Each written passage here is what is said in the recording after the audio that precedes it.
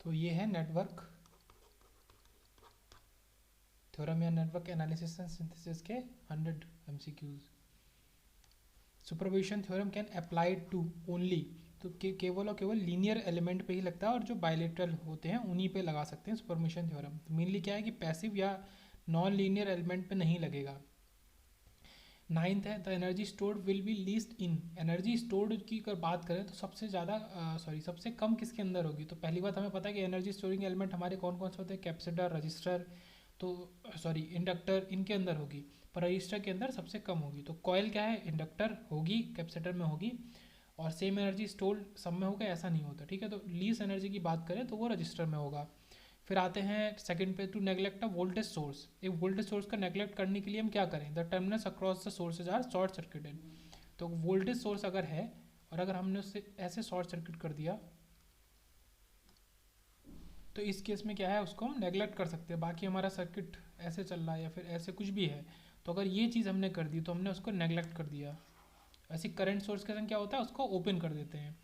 A differentiation circuit has a, तो एक differentiation circuit के पास क्या होता है, सो बात है कि वेरी लो टाइम कांस्टेंट। तो डिफ्रेंशिएशन सर्किट के अंदर जो टाइम कांस्टेंट होता है वो काफ़ी लो होता है। नंबर 10 पे आते हैं the first and last critical frequency of an RC driving point impedance function. ठीक है, इसको क्या रट लो। तो फर्स्ट क्रिटिकल फ्रिक्वेंसी क्या होगी, एक पोल होगा। सिमिलरली लास्ट की बात करें, last critical frequency of an RC driving point impedance function वो होगी जीरो। तो फर्स्ट अ पोल और लास्ट होगी अ जीरो। उसके बाद आते हैं नंबर 11 पे, Norton theorem states that a complex network connected to a load can be replace with equivalent impedance. तो बात कर रहे हैं नॉर्टन थ्योरम की, और वो क्या कह रहा है कि कॉम्प्लेक्स नेटवर्क को हम किससे रिप्लेस करें, रिप्लेस्ड विद, ठीक है, तो in parallel with the current source. Norton theorem के अंदर क्या होता है कि करंट सोर्स है और इम्पिडेंस इन पैरेलल ये अलग होता है और ये लोड वाला अलग होता है। तो अगर देखें तो ये हमारा नॉर्टन थ्योरम, नॉर्टन इक्विवेलेंट हमारा कैसा बनता है, नॉर्टन इक्विवेलेंट ये कुछ बनता है, करंट सोर्स बनाया हमने, ठीक है, नॉर्टन सोर्स, और ये हमारा रेजिस्टेंस पैरेलल में और ये लोड उसके संग पैरेलल में। और थेवेनिन में क्या होता है, वोल्टेज सोर्स से रिप्लेस करते हैं थेवेनिन इक्विवेलेंट को और उसके संग सीरीज में एक रेजिस्टेंस। तो ये चीज़ हमेशा याद रखेंगे। ये कुछ इस तरीके का सर्किट है। तो ए और बी के अराउंड हम नॉर्टन इक्विवेलेंट हमने ये बनाया और उसी ए और बी के अराउंड हमने थेवेनिन इक्विवेलेंट जो है वो ये बनाया। इसको पढ़ सकते हैं अगर पढ़ना है तो, पॉज करके।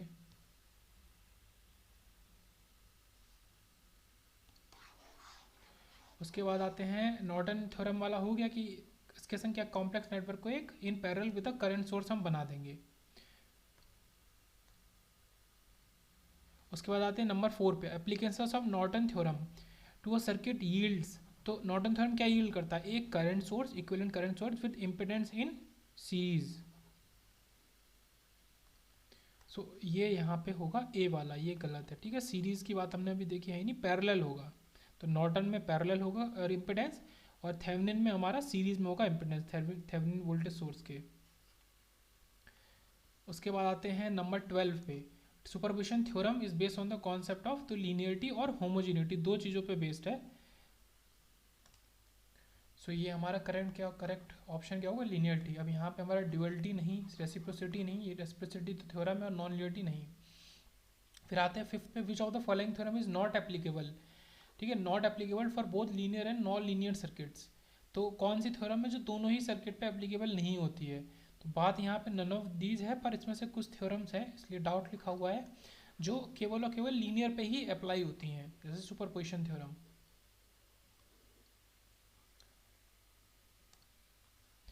उसके बाद आते हैं नंबर 6 पे, in a steady state condition capacitor acts as a. तो स्टेडी स्टेट कंडीशन में जो ट्रांजिएंट हम पढ़ते हैं तो कैपेसिटर हमारा एक ओपन सर्किट की तरह काम करता है, और हमारा इंडक्टर जो होता है स्टेडी स्टेट की बात अगर करें तो वो एक शॉर्ट सर्किट की तरह काम करेगा। 13 पे आते हैं, मैक्सिमम पावर हमें कब मिलेगी, जब 50% एफिशिएंसी होगी, मतलब मैक्सिमम क्या कह रहे हैं कि when the power transfer to the load is maximum. ठीक है, पावर तभी मैक्सिमम ट्रांसफर होगी और एफिशिएंसी हमें मैक्सिमम 50% ही मिल सकती है उस समय पे भी। जब पावर पूरी ट्रांसफर करती तो एफिशिएंसी 50 से ऊपर नपी नहीं जा सकती। फिर आते हैं 14 पे, Thevenin theorem is applied to, तो both AC and DC source. तो बस इतना ही है मेन कि यहाँ पे दोनों पे ही अप्लाई होता है, डीसी एसी दोनों पे, किसी एक पे नहीं। फिर फॉर स्टेडी स्टेट करंट की बात अगर करें तो इंडक्टर एक्स एज अ ठीक है। तो स्टेडी स्टेट में हमारा इंडक्टर कैसे करेगा, शॉर्ट सर्किट की तरह काम करेगा इंडक्टर, और कैपेसिटर हमारा ओपन सर्किट की तरह। सेवन्थ पे आते हैं इन थेवेनिन इक्विवेलेंट सर्किट। तो Thevenin voltage VTH is, VTH असल में होता क्या है, तो open circuit terminal voltage. Circuit को किसके, ये इसके अराउंड ओपन करके और फिर जब वोल्टेज हम निकालते हैं, ठीक है, ये जो वोल्टेज निकाला तो ये हमारा यही वीटीएच है, और इसके संग कुछ ना कुछ आरटीएच भी होगा। तो ओपन सर्किट टर्मिनल वोल्टेज होता है हमारा वीटीएच। फिर बात करते हैं earth, nodal analysis is based on, किसके ऊपर बेस्ड है, तो law of conservation of charge के ऊपर, या फिर कि बोले तो केसीएल के ऊपर। ठीक है, अगर ऑप्शन में उस तरीके से नहीं दिया तो केसीएल के ऊपर बेस्ड है। ठीक है, नोडल, और law of conservation of charge भी कह सकते हैं। फिर आते हैं 16 पे, टू पोर्ट दो, ठीक है, two port networks are connected in cascade combination, it is to be represented as a single two port network by multiplying the individual. तो इसको एक सिंगल की तरह करना है, तो मान लो दो टू पोर्ट नेटवर्क हैं, वो कैस्केड किया है, तो उनका कौन सा पैरामीटर हम मल्टीप्लाई करके हम आंसर निकाल सकते हैं। तो ए बी सी डी जो पैरामीटर है उसको डायरेक्ट उसकी मैट्रिसेस को डायरेक्ट हम मल्टीप्लाई करके आंसर निकाल सकते हैं। तो कैस्केड का ये मतलब है कि वहाँ पे ये वाला पैरामीटर जो है ए बी सी डी, इसको हम यूज़ कर सकते हैं। उसके बाद आता है question number 17, Thevenin resistance RTH is found between same open terminals as for ETH. ETH का बात मतलब वीटीएच, ये ईएमएफ के लिए ईटीएच लिख दिया, तो जिसके अराउंड हमें वीटीएच मिलता है उसी के अराउंड आरटीएच मिलता है। 24 पे आते हैं, admittance Y S has a term K S, the relation would give. ठीक है, तो इसको क्या है कि मगअप कर लेना है। तो अगर एडमिटेंस की बात कर रहे हैं जो कि वाई एस, एडमिटेंस क्या होता है, इम्पेडेंस का हमारा उल्टा होता है, रेसिप्रोकल। उसका अगर के एस टर्म है तो उसका क्या मतलब है, एन इंडक्टेंस ऑफ वैल्यू के, और के बाई 1/k के एस अगर होगा तो वो कैपेसिटेंस के लिए होता है। तो ये वही वाली बात है कि अगर किसी कैप, जैसे 2 हेनरी का कैपेसिटर है, उसको हमें एस डोमेन में लिखना है तो 2s लिखेंगे।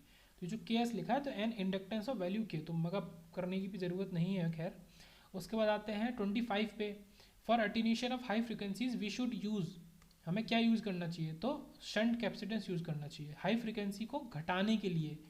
ठीक है, घटाने के लिए, अटेन्यूएट करने के लिए शंट कैपेसिटेंस यूज़ करना चाहिए। उसके बाद आते हैं 18, which among the following is true at the resonance. Resonance में हमेशा क्या ट्रू होता है, एक्सएल इजकल टू एक्सी, और तभी रेजोनेंस होता है। तो इम्पिडेंस हमारा आर के इक्वल हो जाता है। इम्पिडेंस का formula √r² plus XL minus XC का होल स्क्वायर, ये होता है। अगर ये दोनों इक्वल हो गए तो ये हमारा z इजकल टू आर आ गया, तो रेजोनेंस में हमारा ये होता है इंपॉर्टेंट। फिर आते हैं 26 पे, inactive filters inductances are divided because, active filter में बात किसकी कर रहे हैं, एक्टिव फिल्टर की। इंडक्टेंस को क्यों डिवाइड करते हैं, क्योंकि इंडक्टेंस जो होते हैं काफ़ी ज़्यादा बल्कि होते हैं। अच्छा, इसके ऊपर एमसीक्यू एक दो और भी आ जाता है इसी से रिलेटेड, कि इंडक्टेंस असल में काफ़ी बल्कि होते हैं, मतलब कॉयल से बने होते हैं, काफ़ी बल्कि होते हैं, अनसूटेबल फॉर मिनिचराइजेशन, मतलब उसको छोटा करके लगाने के लिए, या वो कम स्पेस ले, ऐसा नहीं होता है। तो इसी वजह से हम या तो अवॉइड करते हैं इंडक्टेंसेज को, या फिर डिवाइड करके लगाते हैं।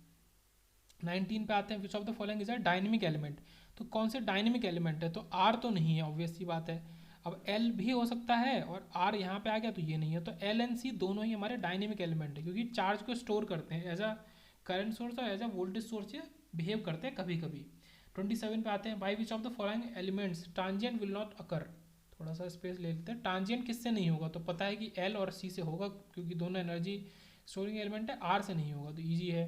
फिर आते हैं 20 पे, हाउ डज द ये सिग्मा, ठीक है, of complex frequency variable appear in the time domain. तो सिग्मा कैसे हमें दिखाई देता है, तो एज एन एक्सपोनेंशियल पावर के फॉर्म में दिखाई देता है, तो इसको याद रखेंगे सिग्मा की अगर बात कर रहे हैं। उसके बाद आते हैं 28 पे, an R L admittance function can also भी रियलाइज एज। तो ये कुछ बात कर रहे हैं कि डुअल टाइप का हम बात कर रहे हैं, कि आर एल एडमिटेंस फंक्शन का उल्टा क्या कह सकते हैं, कि आर सी इम्पिडेंस। एडमिटेंस का उल्टा इम्पिडेंस, एल का उल्टा सी, तो इसको हम आर सी इम्पिडेंस फंक्शन की तरह भी दिखा सकते हैं। फिर बात कर रहे हैं in series R L circuit power factor, power factor की बात कर रहे हैं। पावर फैक्टर क्या होता है हमारा, कॉस थीटा, कॉस फाइव बोलो, कॉस थीटा बोलो, तो ये होता है जो कि v इंटू आई। सो ये पावर फैक्टर हमारा p/vi के इक्वल भी होता है। पहले मैं नीचे वाले को हटा दूँ, या हम बोल सकते हैं कि p equal to vi cos phi, तो यहाँ से निकलता है ये। अब इसको क्या कह सकते हैं कि power factor is real power upon apparent power. Real power, true power भी इसको बोलते हैं। तो 3 तरह की पावर हो सकती है, हमारा रियल पावर, रिएक्टिव पावर, और ये जो हमारा इधर आएगा तो वो हमारा अपरेंट पावर हो गया, जिसको हम किलो वोल्ट एम्पियर्स में मेज़र करते हैं, जिसकी यूनिट केवीए होती है, थोड़ी सी डिफरेंट पढ़ने को मिलती है। तो पावर फैक्टर जो cos फाई होता है वो हमारा कहाँ, नंबर बिटवीन 0 से 1.0 के बीच में ही होता है। सो ये दो अलग अलग यूनिट है। किलोवाट तो सबको पता है, वॉट पावर की यूनिट है उसका, किलोवाट और बड़ी पावर हो गई जो कि रियल पावर होती है उसकी यूनिट, और अपरेंट पावर की किलोवाट एम्पियर। तो किलोवाट अपॉन किलोवाट एम्पियर इसकी यूनिट इस तरीके से आएगी। तो ये हमारा पावर ट्राइंगल भी बोलते हैं इसको। तो ये रिएक्टिव पावर, रियल पावर, और यहाँ पे हमारा अपरेंट पावर। तो पावर फैक्टर क्या है, real power upon apparent power के इक्वल होता है। तो ये जो सारी की सारी ये जो वैल्यू है डायरेक्टली इनडायरेक्टली इसकी वैल्यू ही होती है P/S R/Z। तो ये इसकी पावर फैक्टर मतलब cos फाई की वैल्यू ही निकल के ये आ जाती है सारी की सारी।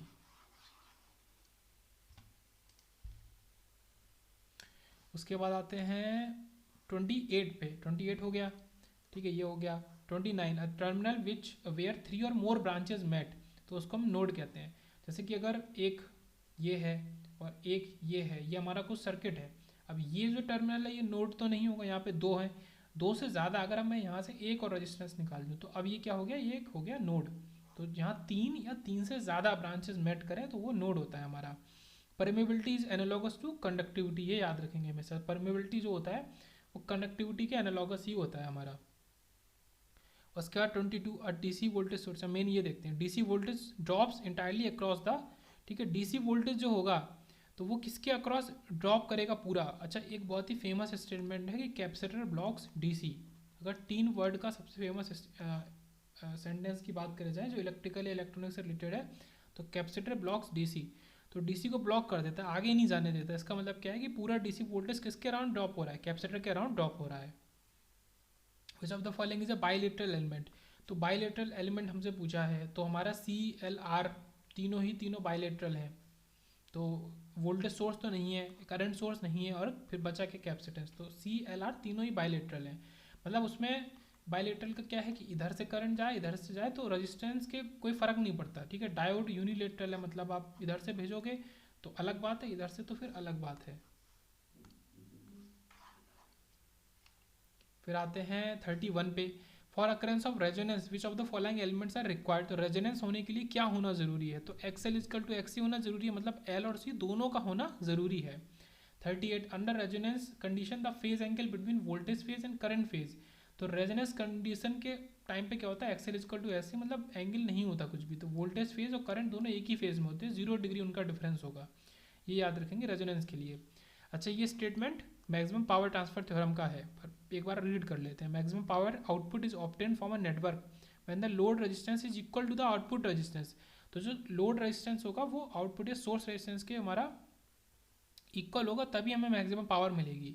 या फिर सोर्स रेजिस्टेंस के इक्वल होगा लोड रेजिस्टेंस, लोड जो हमारा बाहर लगा है लास्ट में, ठीक है, तो तभी हमें मैक्सिमम पावर मिलेगी। तो ये मैक्सिमम पावर ट्रांसफर थ्योरम ये कहती है।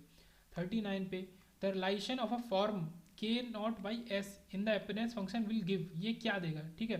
इंडक्टेंस तो देगा नहीं, क्योंकि इंडक्टेंस के लिए ऊपर हमने देखा था K × S होता था, इंडक्टेंस ऑफ वैल्यू 1/K0, तो ये भी नहीं देगा in series. Even to odd और ऑड टू इवन पॉलिनोमियल, तो यहाँ पे कैपेसिटेंस बोल सकते थे, बट नहीं, कैपेसिटेंस भी क्या होगा 1/K0 वैल्यू का देगा। मतलब क्या है, इसको हम लिख सकते हैं 1/S और 1/K0, ठीक है। तो ये कैपेसिटेंस देगा, पर वो ऑप्शन में नहीं है। तो ये इवन टू इवन पॉलिनोमियल्स, अब ये पता नहीं किस तरीके का MCQ, बस याद कर लेना है। तो K0/S हमारा इवन टू इवन पॉलिनोमियल्स देगा। उसके बाद आते हैं 40 पे। KVL works on the principle of, तो KVL हमारा law of conservation of energy, और KCL हमारा law of conservation of charge. Double integration of a unit step function, तो ये देख लेते हैं, इंपॉर्टेंट है कि मैं लिख देता हूँ, इम्पल्स हमारा है, फिर स्टेप है, रैम्प है, फिर हमारा पैराबोला है, इस तरीके से। तो जब इधर से हम इधर जाते हैं तो हम क्या करते हैं, इंटीग्रेट करते हैं। छोटी चीज़ से बड़ा बनाने के लिए क्या करेंगे, इंटीग्रेट करेंगे। और इधर से इधर गए तो इंटीग्रेट करेंगे। और जब उल्टा जाना है, मतलब डिफ्रेंशिएशन का मतलब है तोड़ना, इंटीग्रेशन का मतलब है जोड़ना। तो जब हम बड़ी चीज़ से छोटी चीज़ पे जा रहे हैं, तो हम क्या कर रहे हैं, हम डिफ्रेंशिएट कर रहे हैं। पैराबोलिक से रैम्प में जाना है, एक बार डिफ्रेंशिएट किया। रैम्प से स्टेप में जाना है, डिफ्रेंशिएट किया। स्टेप से इम्पल्स में डिफ्रेंशिएट किया। अब क्या कह रहा है कि double integration of a unit step हमें क्या देगा, तो इस स्टेप को 2 बार इंटीग्रेट करेंगे तो रैंप और फिर पैराबोला, तो इस तरीके से। तो इस कॉन्सेप्ट पे हमारा सिग्नल और नेटवर्क में बहुत सारे क्वेश्चन आते हैं। उसके बाद ना प्योरली इंडक्टिव, ठीक है, प्योरली इंडक्टिव के अंदर क्या होता है, the current lakhs the voltage by हमारा 45 डिग्री। अब क्योंकि यहाँ पे 90 डिग्री नहीं दिया है तो ऑप्शन में यही सूटेबल है, वरना क्या होता है कि देखो इंडक्टर के लिए हमारा करंट पीछे होता है, वोल्टेज आगे होता है, कुछ इस तरीके से। ये वोल्टेज है, ये 90 डिग्री है, ये करंट है। और कैपेसिटर के लिए हमारा उल्टा होता है, हम कह सकते हैं कि इस तरीके से, करंट तो यही है, ये वोल्टेज आ गया 90 डिग्री, ये प्योरली कैपेसिटिव सर्किट के लिए, ये इंडक्टिव सर्किट के लिए। तो ये इस पे आ जाते हैं, तो लैग करेगा, ठीक है, करंट लैग करता है बाई वोल्टेज बाई 45 90 डिग्री। उसके बाद आते हैं 34 पे, resistor stores the energy in the form of, ठीक है, resistor none of the, resistor store करता ही नहीं है एनर्जी। 35 पे, transmission parameter is otherwise known as, तो ABCD पैरामीटर को हम ट्रांसमिशन पैरामीटर भी कहते हैं। 42, poles and zeros are arrange alternatively on imaginary axis, ठीक है, क्या बात कर रहा है कि ये हमारा आ गया एस डोमेन में, तो पोल्स और जीरोज को हमने ऑल्टरनेटिवली अरेंज किया है इमेजनरी एक्सिस पे, यहीं पे अरेंज किया है। दिस टाइप ऑफ नेटवर्क क्या होगा, तो ये LC नेटवर्क होगा। तो इसको मैंने स्टार किया है कि इसको याद रखेंगे, अगर इस पे ही है तो ये हमारा क्या है, LC नेटवर्क। उसके बाद आते हैं 43 पे, a step voltage E is applied to an RL circuit, the rate of change of current is maximum at, तो हमेशा इस तरह के क्वेश्चन में क्या होगा कि rate of change of current है कुछ भी, सबसे ज़्यादा कब होगा, जब t इक्वल टू 0 टाइम पे ज़्यादा होगा, तो 0 ही आंसर होता है ऐसा कि t इक्वल टू 0। उसके बाद 44, विच of the following is a passive element, तो हमारा कैपेसिटेंस जो है वो एक पैसिव एलिमेंट है, और एक्टिव क्या है, सोर्स जितने भी हैं वो एक्टिव हैं। उसके बाद आते हैं 36 पे कि resistor and an inductor are connected in series, resistor और इंडक्टर को हमने सीरीज में कनेक्ट किया across a voltage source, which 2 parameters in the circuit increase if the frequency of the voltage source increase. तो अगर हम फ्रीक्वेंसी को बढ़ाएंगे तो क्या क्या हमारा बढ़ेगा, तो हमारा VL भी बढ़ेगा और हमारा Z भी बढ़ेगा, क्योंकि जो XL होता है वो होता है 2πfL, वो डायरेक्टली प्रोपोर्शनल होता है फ्रीक्वेंसी के, फ्रीक्वेंसी बढ़ी तो XL बढ़ा तो पूरा Z, इम्पेडेंस बढ़ा तो हमारा वोल्टेज भी बढ़ा, तो ये दोनों ही हमारा बढ़ेंगे। फिर आता है 37 पे, which of the following is a non linear circuit parameter, तो नॉन लीनियर तो सीधे से हमारा डायोड ट्रांजिस्टर जो इलेक्ट्रॉनिक्स में जाता है तो वो हमारे नॉन लीनियर हो गए।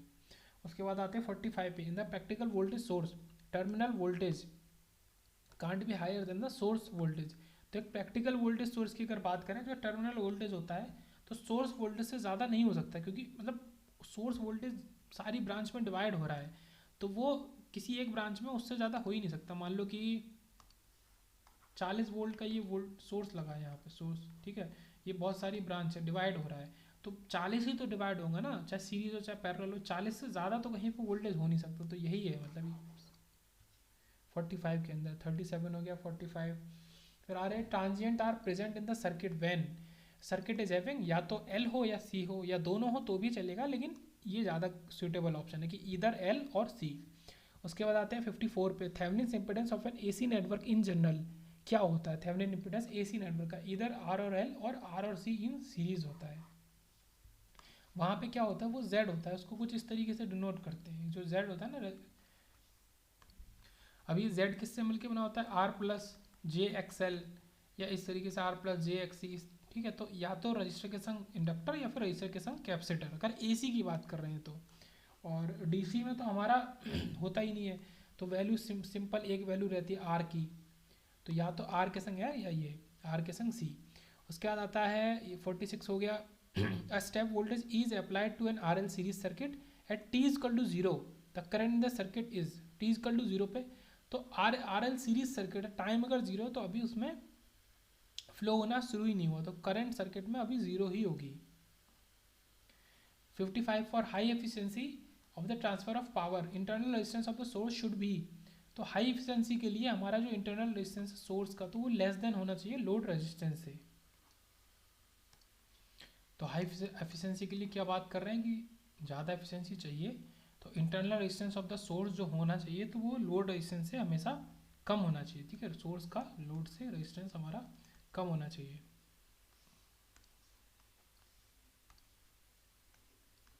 Load resistance. फिर आते हैं हम, ये तो देख लिया जीरो वाला। 48 पे, while calculating RTH in Thevenin theorems and Norton equivalent, दोनों में ही, तो all independent sources are made dead. तो जितने भी इंडिपेंडेंट सोर्सेज हैं, मतलब एक्टिव सोर्सेज है जो किसी पे डिपेंडेंट नहीं है, मतलब ये डायरेक्टली वोल्टेज सप्लाई कर रहा है, ये डायरेक्टली करंट दे रहा है, तो इन सबको डेड कर देते हैं, मतलब इसको शॉर्ट सर्किट कर देते हैं और इसको ओपन सर्किट कर देते हैं। उसके बाद आते हैं 56 पे, which of the following is correct for a driving point function. तो ड्राइविंग पॉइंट इम्पिडेंस या एडमिटेंस के लिए क्या करेक्ट है? The real parts of all poles and zeros must be negative और जीरो। तो रियल पार्ट जो होना चाहिए, ठीक है, पोल जीरो का, या तो जीरो हो या नेगेटिव हो, तो ये कंडीशन है, पॉजिटिव ना हो। एक्टिव फिल्टर कंजिस्ट ऑफ, ये एक अच्छा एमसीक्यू है। एक्टिव फिल्टर किससे मिलकर बना होता है? ओपैम और कैपेसिटर से मिलकर। ओपैम होगा उसमें, कैपेसिटर ही होगा। फिर आते हैं poles and zeros of a driving point function of a network are simple and alternate on j omega axis. ये ऊपर भी देखा था हमने कि हमारा जो जे ओमेगा इमेजिनरी एक्सिस है, मान लो वहीं पे हमारे पोल्स हैं, ये पोल्स जीरोज हैं, तो हमारा नेटवर्क के अंदर क्या होना चाहिए? एल और सी ज़रूर होना चाहिए। उसके बाद आते हैं कैपेसिटर इज जनरली, ठीक है, कैसा होता है? एक लीनियर एलिमेंट होगा, एक लीनियर एलिमेंट होगा और एक बायलैटरल एलिमेंट भी होगा, रजिस्टर की तरह ही। उसके बाद आते हैं 58 पे, to apply reciprocity theorem, response to excitation ratio. ये क्या है? रेस्पॉन्स टू एक्साइटेशन रेशियो मतलब आउटपुट अपॉन इनपुट, तो इधर ओम और मो हो सकता है, और दोनों ही हो सकता है, मतलब डिपेंड करता है। ये तो ओम रेजिस्टेंस की यूनिट है, ये 1/रेशन कंडक्टेंस की यूनिट है। उसके बाद capacitor uses for power factor correction, ये इंपॉर्टेंट है। पावर फैक्टर करेक्शन के लिए अगर हमने कैपेसिटेंस को यूज़ किया है, तो it single phase circuit decreases the line current and increases power factor. तो कैपेसिटर क्या करेगा? पावर फैक्टर को तो बढ़ा देगा, पावर फैक्टर को ये इंक्रीज कर देगा, और लाइन करंट को ये, ठीक है, IL इसको डिक्रीज कर देगा। तो ये याद रखेंगे, मतलब बस याद रखना है, वहाँ पे टिक मार के आना है, आया तो। 59, when a network function is expressed as a ratio of Laplace transform of output to input variables of a system, it is regarded as, तो लाप्लास ट्रांसफॉर्म ऑफ इनपुट और आउटपुट टू इनपुट, तो ये क्या होता है? Transfer function की एक definition होती है अच्छी, तो ये तो हो गया, और इसको सिस्टम फंक्शन भी हम कह सकते हैं, तो बोथ A एंड B। उसके बाद आते हैं 52 पे, तो which of the following can't be connected in series unless they are identical. तो क्या ऐसी चीज़ है जिसको हम सीरीज में नहीं जोड़ सकते जब तक वो आइडेंटिकल ना हो? तो जो बेसिक लॉज है वो वायलेट नहीं होने चाहिए। मान लो दो करंट सोर्सेज हैं, एक 3 एम्पियर दे रहा है और एक 5 एम्पियर दे रहा है, तो ये तो वायलेट हो जाएगा, मतलब इस ब्रांच में या तो 3 ही एम्पियर फ्लो होनी चाहिए या फिर 5, दोनों अलग अलग तो नहीं हो सकते। तो करंट सोर्सेज को हम सीरीज में पहली बात नहीं जोड़ सकते, और जोड़ तब सकते हैं जब दोनों आइडेंटिकल हो, मतलब 3 एम्पियर के दो करंट सोर्स है तो सीरीज में जोड़ दो। उसके बाद आते हैं 53 पे, KCL works on the principle of law of conservation of charge, ठीक है, ये हो गया, ये हो गया। If doubling the voltage across the register doubles the current, तो वोल्टेज को डबल करने से हमारा एक रजिस्टर के क्रॉस करंट भी डबल हो जा रहा है through the resistor, then the resistor value did not change. क्यों? ऐसा क्यों है? V equal to IR, Ohm's law सबको पता है। तो अगर दो चीज़ में चेंज आ रहा है और सिमिलर चेंज आ रहा है इन तीन में से किसी भी दो में, तो तीसरा हमारा कांस्टेंट होगा, तभी ऐसा हो सकता है। ओके, आते हैं 68 पे, what does the connectivity of energy source at the port of network known as. तो कनेक्टिविटी को हम कैसे दिखाते हैं? ड्राइविंग पॉइंट से दिखाते हैं। तो ड्राइविंग पॉइंट इम्पिडेंस एडमिटेंस का कॉन्सेप्ट यहीं से आया, तो इसको बस याद कर लेना कि connectivity of energy source at the port of network is known as driving point. फिर link in a network theory, जो हमारा ग्राफ थ्योरी है उसके अंदर लिंक का क्या फॉर्मूला है? B-N+1, या इसका उल्टा होता है, मतलब हम कहते हैं B-N-1 होता है, ठीक है। B ब्रांच से हम N-1 को माइनस कर देते हैं, तो अब क्योंकि ये माइनस कर रहे हैं तो इसको लिख सकते हैं B-N और +1, तो B-N+1, ये क्या है? काफ़ी इंपॉर्टेंट रिपीटेड आने वाला न्यूमेरिकल है, ठीक है। नंबर ऑफ लिंक पता करने के लिए B-N+1। फिर आते हैं 61 पे, ZL is connected across a voltage source V and with source impedance ZS, मतलब ZL है, V है, ZS है। Then for maximum power transfer, तो द लोड इम्पिडेंस जो ZL है वो किसके इक्वल होना चाहिए? ठीक है, ZS के इक्वल होना चाहिए। तो मैक्सिमम पावर ट्रांसफर थ्योरम ही यही कहती है, ठीक है, इसके इक्वल होना चाहिए, ZL load impedance equal to source impedance. आते हैं 62 पे, the superposition theorem requires as many circuits to be solved as there are, ठीक है। सुपरपोजिशन थ्योरम क्या कहती है कि अगर आपके सर्किट में 3 सोर्स हैं, ठीक है, इंडिपेंडेंट सोर्स हैं, एक वोल्टेज है, एक करंट है, एक और वोल्टेज है। आप क्या करो, तीनों को इंडिविजुअल ले लो, पहले इसको लेके सॉल्व करो, तो इनको क्या कर दो, डेड कर दो, मतलब या तो इसको मतलब ओपन सर्किट करेंगे करंट को, इसको शॉर्ट, फिर इसको ले लो तो इन दोनों को डेड कर दो, फिर इसको ले लो तीसरे को तो इन दोनों को डेड कर दो। तो जितने हमारे सोर्सेज होंगे तो उतने ही हमें सर्किट सॉल्व करने पड़ेंगे उतनी बार। तो एज देयर आर सोर्सेज, जितने सोर्सेज होंगे उतने सर्किट सॉल्व करने पड़ेंगे।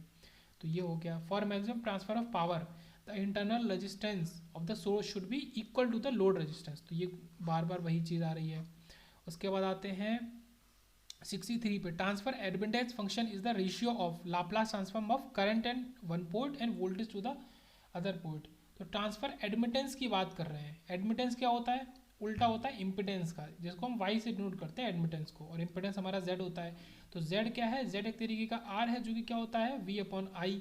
तो हमारा एडमिटेंस क्या होगा, क्योंकि वो 1/r होता है, ये हो गया आई अपॉन वी। तो यहाँ से आंसर आ गया current eight one port ratio of, ठीक है, रेशियो ऑफ, और वोल्टेज एट अदर पोर्ट। तो ये हो गया। उसके बाद reciprocity condition for H parameter की अगर बात करें तो H12 is minus of H21, तो ये याद रखेंगे। उसके बाद 71, in an electrical network to neglect a current source, the current source is, उसको क्या करते हैं, ओपन सर्किट कर देते हैं और वोल्टेज को शॉर्ट कर देते हैं। अब आते हैं 72 पे, when ever current is supplied by a source it's terminal voltage. तो किसी भी सोर्स से जब हमारा करंट सप्लाई होता है तो उसका टर्मिनल वोल्टेज क्या होता है, वोल्टेज घट जाएगा क्योंकि करंट सप्लाई हो रहा है। अब इसमें से बताना इनकरेक्ट क्या है। तो inductor is a passive element, this is सही, मतलब right. Current source is an active element, this is also correct. Register is a passive, okay. Voltage हमारा पैसिव नहीं है, तो ये सही है, और मतलब ये स्टेटमेंट गलत है। 65, a dependent source may be a current source और अ वोल्टेज सोर्स, मतलब कुछ भी हो सकता है। डिपेंडेंट की बात कर रहे हैं तो कोई वोल्टेज सोर्स भी डिपेंडेंट हो सकता है किसी पर, वो और करंट भी। Advantage of active filter is easy to tune, तो ये याद रखेंगे, एक मतलब अगर आ गया 1 मार्क के लिए कि एडवांटेज ऑफ एक्टिव फिल्टर तो ईजी टू ट्यून। फिर आता है द सर्किट वो properties are same in either direction, तो वो बायलेटरल होता है, हमने देख लिया कि हमारा रजिस्टेंस जो है तो बायलेटरल है। उसके बाद आते हैं 75, branch of a network is said to be active if it, उसके अंदर क्या हो, ठीक है। अब हो तो करंट सोर्स भी सकता था, पर ऑप्शन में हमें केवल रजिस्टर, कैपेसिटर, इंडक्टर दिए हैं, तो उसके अलावा जो है तो वही होगा, ठीक है। वोल्टेज सोर्स अगर होगा तो हमारा कहेंगे कि नेटवर्क एक्टिव है। उसके बाद आते हैं कि if the elements of a particular network का लीनियर, ठीक है, लीनियर है, superposition theorem would not hold when the excitation is either AC और डीसी, ठीक है। सुपरपोजिशन थ्योरम हमारा नहीं होगा जब हमारा एक्साइटेशन या तो डीसी हो या एसी हो, तो इधर ईसी और डीसी कुछ भी दोनों में से हो सकता है। तो सुपरपोजिशन थ्योरम वुड होल्ड जब एक्साइटेशन हमारा एसी और डीसी दोनों में से कुछ भी हो, ठीक है।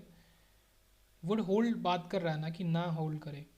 उसके बाद आते हैं 76 पे, the case of ideal current source. तो आइडियल करंट सोर्स के बारे में हम डिटेल में देख चुके हैं कि उसका इंटरनल रेजिस्टेंस इन्फिनाइट होना चाहिए और वोल्टेज सोर्स के लिए 0 होना चाहिए। उसके बाद आते हैं 85, Kirchhoff's laws are valid for, ठीक है, लीनियर सर्किट के लिए ही केवीएल केसीएल हमारे वैली करते हैं, नॉन लीनियर के लिए नहीं करते। 77, a pole of a driving point impedance, ठीक है, क्या होगा, 0 for current, 0 current for a finite value of driving voltage.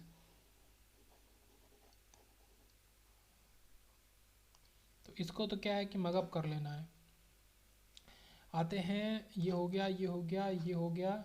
उसके बाद आते हैं 86 पे, which laws plays a significant role in loop analysis. तो लूप का मतलब है तो सीधे से केवीएल से मतलब है, ठीक है। नोड का केसीएल से मतलब है। 2 पॉइंट नेटवर्क की अगर बात करें तो Z12 equal to Z21 indicates, क्या इंडिकेट कर रहा है कि बायलेटरल है, मतलब इधर से भी जा रहे हैं उधर से भी जा रहे हैं, तो ये क्या बायलेटरल प्रॉपर्टी को शो कर रहा है Z पैरामीटर में। Kirchhoff's current law is applicable to only junctions is a network. तो कर्चॉफ का करंट लॉ जंक्शंस या नोड पे ही हमारा एप्लीकेबल होता है, ऑब्वियस ही बात है, और कहाँ एप्लीकेबल होगा, जहाँ से करंट जहाँ एंटर कर रही है या लीव कर रही है। पूरी ब्रांच में तो करंट एक जैसी चलेगी, एक नोड जब आएगा तभी या तो वो ब्रांचेज में बटेगी या ज्वाइन करेगी। एक्टिव फिल्टर में क्या नहीं होता है, तो हमने देखा एक्टिव फिल्टर में कैपेसिटर होता है, तो एब्सेंट है वो इंडक्टर है, इंडक्टर एब्सेंट होता है। यही उसका फ़ायदा है एक्टिव फिल्टर का। इंडक्टर क्या होते हैं, काफ़ी बल्कि होते हैं। Admittance is the reciprocal of impedance, काफ़ी बार बात हो चुकी है। Nodal analysis can be applied for both planar and non planar, दोनों के लिए अप्लाई कर सकते हैं नोडल को, ये याद रखेंगे। उसके बाद आते हैं 88 पे, पैरेलल आरसी सर्किट है, supply current always leads the applied voltage. तो आरसी सर्किट में आई लीड करता है, पहले भी बात कर चुके हैं, आई लीड करेगा और एल के अंदर वोल्टेज हमारा लीड करेगा। ठीक है, तो आई लीड कर रहा है तो वोल्टेज हमारा लैग कर रहा है आरसी सर्किट में। तो supply current always leads the applied voltage. ठीक है, इसका आंसर ये सही होगा। उसके बाद आते हैं 89, discrete values of represent which type of signal. तो डिस्क्रीट का हमेशा बात होती है डिजिटल से रिलेटेड। उसके बाद आते हैं 81, तो ये देख ही लिया। 82, H parameter of a transistor, transistor का जो एच पैरामीटर होता है are dependent upon collector current, तो वो ट्रांजिस्टर की कलेक्टर करंट पे डिपेंड करता है। और कांस्टेंट तो होंगे नहीं, ऑब्वियस सी बात है, कुछ है तो बदलेगा। वेरी विद टेम्परेचर नहीं, नन ऑफ दिस नहीं, तो डिपेंडेंट और collector current. 90, superposition theorem is not applicable for, superposition theorem से पावर कैलकुलेशन नहीं कर सकते हैं, ये हमें याद रखना है, केवल वोल्टेज और करंट कैलकुलेशन ही कर सकते हैं। 83, the phase angle difference between current end voltage is 90 degree, power will be, तो ये जीरो है तो पावर फैक्टर जीरो होगा, तो पावर हमारा जीरो होगा। ठीक है, क्योंकि ये जीरो है तो cos 90 जीरो, यहाँ से याद रखेंगे। Which among the following is not a bilateral element, मतलब बायलेटरल एलिमेंट नहीं है तो वो यूनिलेटरल है, तो वो कौन सा है, डायोड। और 84, the circuit has register, capacitor and semiconductor diodes, the circuit will be non linear, क्योंकि यहाँ पे सेमीकंडक्टर डायोड आ गया तो सर्किट हमारा क्या हो गया, नॉन लीनियर हो गया। उसके बाद आते हैं unit of magnetic susceptibility is, तो वेबर पर एम्पियर मीटर, तो इसको याद रख लेंगे। ठीक है, ये आ सकता है, ईकेटी में आया है, तो मैग्नेटिक ससेप्टिबिलिटी वेबर, उसकी यूनिट पर एम्पियर मीटर। उसके बाद 93, a non linear network does not satisfy, ठीक है, दोनों ही होमोजिनिटी और as well as superposition condition, दोनों को ही सेटिस्फाई नहीं करेगा। तो लीनियर होने के लिए होमोजीनियस और सुपरपोजिशन दोनों को सेटिस्फाई करना, सुपरपोजिशन कंडीशन दोनों को करना चाहिए। तो नॉन लीनियर दोनों को नहीं करेगा। 97, for making a capacitor it is better to select a dielectric having high permittivity, तो capacitor is A epsilon by D, capacitor की वैल्यू मैं इसको लिखता हूँ दोबारा, ए एप्सिलॉन बाई डी। ठीक है, तो कैपेसिटर डायरेक्टली प्रोपोर्शनल एप्सिलॉन के, तो एप्सिलॉन जितना बड़ा होगा कैपेसिटर वैल्यू उतनी बड़ी होगी। और कैपेसिटर को बनाने का मतलब है कि हम कुछ भी बना रहे हैं तो हम उसको अच्छा ही बनाना चाहते हैं, बड़ा, तो परमिटिविटी हमारी हाई होनी चाहिए। उसके बाद आते हैं 94 पे, in a pure inductive circuit if the supply frequency is reduce to half the current will be, तो करंट हमारी क्या होगी, दुगनी हो जाएगी। ठीक है, फ्रीक्वेंसी का करंट से रिलेटेड रिलेशन इन्वर्सली प्रोपोर्शनल होता है इंडक्टिव के लिए। Mesh analysis is applicable for, तो मैश केवल और केवल प्लेनार के लिए एप्लीकेबल होती है, नोडल दोनों के लिए होती है। लीनियर सर्किट एलिमेंट हमारा क्या है, तो लीनियर की बात कर रहे हैं तो हमारा capacitor, inductor, resistor, all of these हमारे तीनों लीनियर है। नॉन लीनियर तो नॉन लीनियर डायोड है, ट्रांजिस्टर है। फिर आते हैं 98 पे, a branch of a network is said to be passive, passive बोल रहे हैं। ठीक है, तो वो क्या होगा, पैसिव है तो वोल्टेज सोर्स तो नहीं हो सकता, करंट सोर्स हो नहीं सकता, बैटरी भी एक तरीके से वोल्टेज सोर्स है, तो वोल्ट मीटर की एक ब्रांच को हम कह सकते हैं कि पैसिव है। 99, अना series resonance circuit impedance is, तो सीरीज रेजोनेंस सर्किट में हमारा इम्पिडेंस मिनिमम होता है, दिस इज मतलब अच्छा काफ़ी न्यूमेरिकल है, एमसीक्यू है। और पैरेलल रेजोनेंस सर्किट में हमारा जो इम्पिडेंस होगा वो मैक्सिमम होता है, तो ये याद रखेंगे, इससे दो अलग अलग बनते हैं। A network which contains one और more than one source of EMF, तो वो मल्टी सोर्स नेटवर्क होगा।